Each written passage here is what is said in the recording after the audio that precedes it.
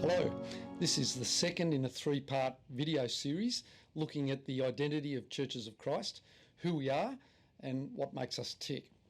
I'd like to begin today with a quote from a Christian history magazine, and it's from author Richard Hughes. "It had no long and storied history, few highly educated clergy, no bishops except over local congregations, and no carefully organised evangelistic campaigns. Yet this upstart Christian phenomenon swept into its fold thousands upon thousands of Americans in the early 19th century, even as it rejected all traditional churches, Catholic and Protestant alike, and aspired to become the universal church that would unify all Christians and inaugurate the millennial dawn. Perhaps no Christian tradition more fully mirrored the democratic and optimistic world of the new American Republic." It was an amazing beginning for our movement, and we're going to continue to explore the early days of our movement and the remarkable growth that followed. In our last session, we looked at the beginnings of our movement that grew out of the Reformation in the 15th century. We moved along to the early part of the 18th century and talked about Thomas Campbell, who really was the original forefather of our movement. It was in fact his son Alexander Campbell who became the major force in the movement through the 1800s. However, Thomas and his son Alexander were by no means the only reformers that became part of this movement that became known as the Restoration Movement. Barton Warren Stone was a Presbyterian minister who, independent of the Campbells, came to similar conclusions about the sectarian nature of the church. And as the 1800s unfolded, a number of these reformers and their followers came together, and the movement did become known as the Restoration Movement, restoring New Testament Christianity. This Restoration Movement, also known as the Stone-Campbell movement, had a number of distinctives, and I think they're worth exploring. Firstly, its reliance on the New Testament writings as the basis for belief and practice. We became known as the people of the book, with the Bible our authority.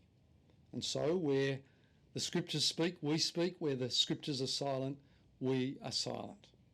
Secondly, the call for the unity of all Christians as simple followers of Jesus. This call for unity was a distinctive of the Restoration Movement. Thirdly, its opposition to denominationalism. Churches in this movement were autonomous congregations, locally led. It was a congregational form of governance. Ultimate authority within the local communities of Christians lay under God with the whole congregation. They would elect elders as leaders, but ultimately they could also remove those elders. Fourth, the rejection of creeds, which were seen as statements that led to division in the Christian church. There was a great resistance to creeds. Remember, no creed but Christ. Fifth, a conviction that the Church of Jesus Christ on earth should and could be one, as our creeds were put aside and the New Testament became our single guide for belief and practice. In essentials, unity; in non-essentials, liberty; in all things, love. And then 2 ordinances emerged as part of what was seen as the essentials in terms of church practice, as seen in the New Testament. Firstly, weekly communion. They believed that the New Testament church met primarily to break bread. Secondly, baptism. And it was baptism by immersion, as they saw practiced in the New Testament. In the earliest days of our movements, the churches were lay-led. There were no paid ministers. This was in part a reaction to the clergy-led denominations that our movement was so against. However, over time it was realised that without trained and competent Bible teachers, the movement would have limited impact. And so ministry training and ministry appointments were introduced quite early in the history of our movement, although the leadership and governance of local congregations remained with the elders of the church. The minister's role was to preach and to make converts. Many people are surprised to hear that a Pentecostal-style revival was a part of the early days of our movement. Barton Warren Stone was a key figure in the early days of the Restoration movement. He was a Presbyterian minister at a place called Cane Ridge in Lexington. Stone participated in a revival that sprang originally out of the preaching of a James McGreedy. In August 1801, revival broke out at Cane Ridge. From the 7th to the 12th of August, up to 20,000 people flocked to the meetings and stayed for a whole week on a vast campground. They stayed until the food ran out and the horses actually ran out of grass to eat. Up to 8 of the 20 preachers there would be preaching at one time. Just imagine that scene. They were known as stump orators. Thousands were converted, many with strange manifestations of the Spirit, described as jerks, laughing, dancing, falling, screaming, barking and singing. It was a real happening place. Stone called them miracles attesting to God's presence. Stone said, "I saw the religion of Jesus more clearly exhibited in the lives of Christians then than I have ever seen since, or to the same extent." This ecumenical revival, with its appeal that Christ died for all men, accentuated the contrast to the Calvinistic Presbyterian idea that salvation was limited and only for the elected few.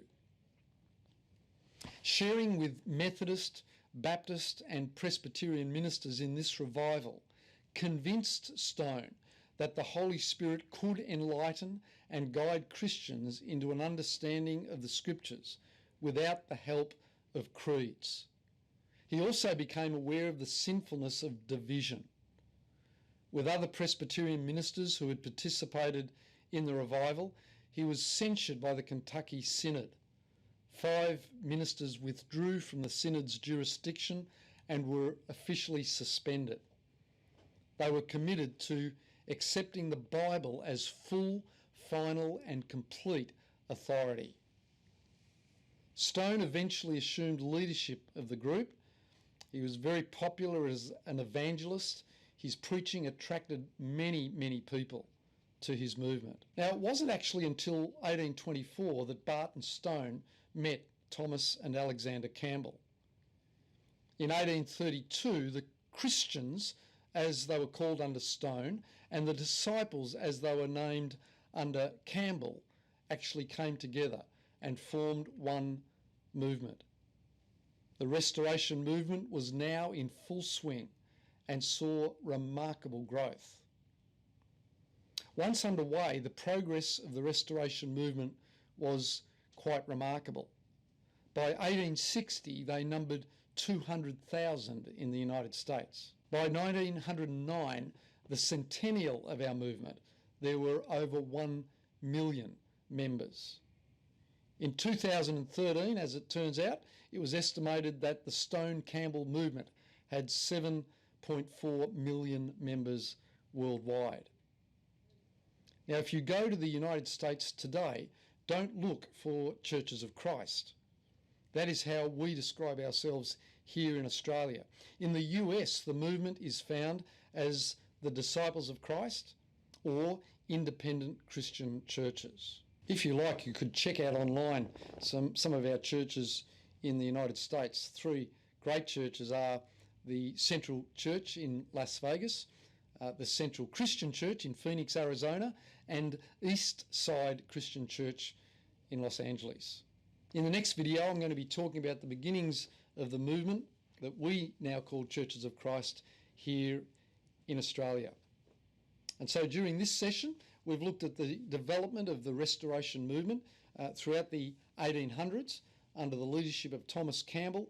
He combined with Barton Stone and some other leaders of diverse movements to form what came to be known as the Stone Campbell movement or the Restoration movement. See you next time.